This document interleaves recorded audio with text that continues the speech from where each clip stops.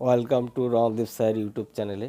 প্রিয় ছাত্রছাত্রীরা, আমি আজ এই ভিডিওটিতে যে বিষয়ে আলোচনা করতে চলেছি তা হলো মাধ্যমিক সাজেশন ভূগোল নিয়ে। এই ভিডিওটিতে তোমরা 100% কমন 2, 3 এবং 5-এর খুব কম সংখ্যার প্রশ্ন নিয়ে আলোচনা করছি। 2-এর প্রশ্ন সাজেশন করা হয়েছে শুধুমাত্র 20টি, 3-এর প্রশ্ন সাজেশন করা হয়েছে 8টি এবং 5-এর প্রশ্ন সাজেশন করা হয়েছে খুব কম সংখ্যায়। যে সমস্ত ছাত্রছাত্রীরা এখন পর্যন্ত মাধ্যমিকের বইয়ের সঙ্গে সেইভাবে সম্পর্কিত নয় কিন্তু ভালো রেজাল্ট করতে তাদের খুবই ইচ্ছা, আমার এই ভিডিওটিতে তাদের জন্য খুব সুন্দর সাজেশন করা হয়েছে। তাই সমস্ত কোশ্চেনগুলি তোমরা যদি একবার চোখ বুলিয়ে নিতে পারো এবং এই কোশ্চেনগুলির উপরে যদি তোমরা এই কয়েকদিন সময় আছে তার মধ্যে যদি সম্পন্ন করতে পারো, তাহলে আশা করি তোমরা মাধ্যমিকে ফেল করবে না,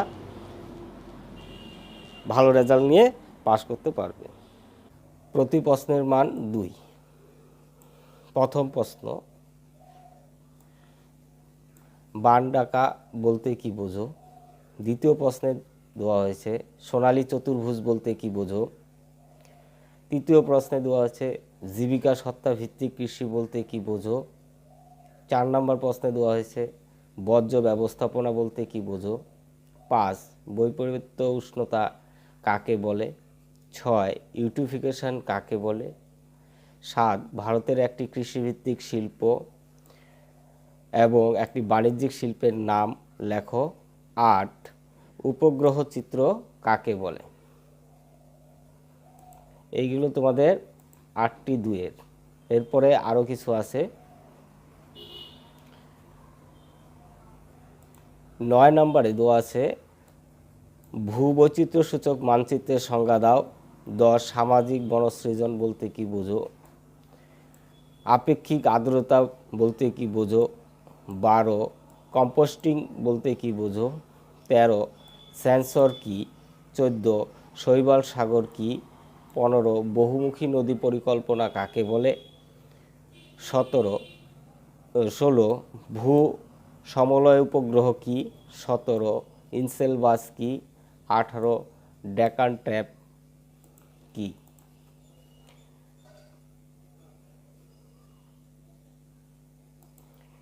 উনিশ অনুসারী শিল্প কাকে বলে? 20 সিজিগি কাকে বলে? এইগুলো তোমাদের মোট 20খানা 2-এর প্রশ্ন। এই 20টি 2-এর প্রশ্ন তোমরা ভালো করে কমপ্লিট করবে, আর এই 20 থেকেই তোমরা যে 6টি প্রশ্নের উত্তর লিখতে হবে তা তোমরা পেয়ে যাবে। 100% এই স্থান থেকেই আসবে, এই কোশ্চেনগুলির থেকেই তোমরা পাবে। এবার প্রতি প্রশ্নের মান আমরা 3 দেখছি। প্রতি প্রশ্নের মান 3-এ প্রথম কোশ্চেন দেওয়া আছে ভূবৈচিত্র্য সূচক মানচিত্র ও উপগ্রহ চিত্রের পার্থক্য কী কী? দ্বিতীয় প্রশ্নে দেওয়া আছে ভারতবর্ষের বর্তমান নগরায়নের সমস্যাগুলি কী কী? তৃতীয় প্রশ্নে দেওয়া আছে বর্জ্য ব্যবস্থাপনায় 3R পদ্ধতি গুরুত্ব উল্লেখ করো। চতুর্থ ভূবৈচিত্র্য সূচক মানচিত্রের প্রধান বৈশিষ্ট্যগুলি লেখো। পঞ্চম ঘূর্ণবাদ ও প্রতিভ ঘূর্ণবাদের মধ্যে পার্থক্য লেখো। 6 বর্জ্য ব্যবস্থাপনায় ছাত্রছাত্রীদের ভূমিকা আলোচনা করো।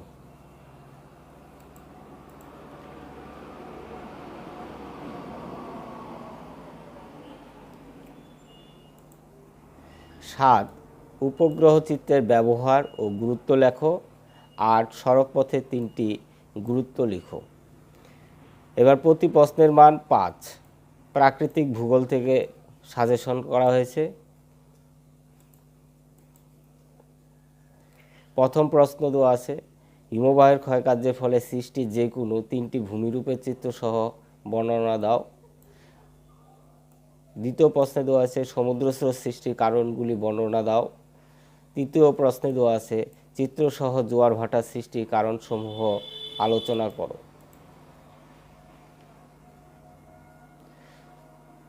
চতুর্থ প্রশ্ন চিত্রসহ উষ্ণতা তারতম্যের ভিত্তিতে বায়ুমণ্ডলের বিভিন্ন স্তরের সংক্ষিপ্ত বিবরণ দাও। এই 4টি প্রশ্ন তোমরা পড়লে অবশ্যই এই 4টি প্রশ্নের থেকেই 2টি প্রশ্ন তোমরা পরীক্ষায় পেয়ে যাবে। এবার দেখছি আঞ্চলিক ভূগোলের থেকে সাজেশন। 1, চা অথবা গম চাষের অনুকূল প্রাকৃতিক ও অর্থনৈতিক পরিবেশের বর্ণনা দাও।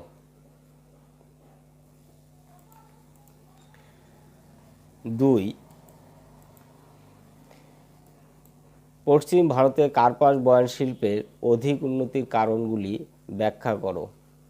3, ভারতের পূর্ব উপকূল ও পশ্চিম উপকূলের মধ্যে পার্থক্য লেখো।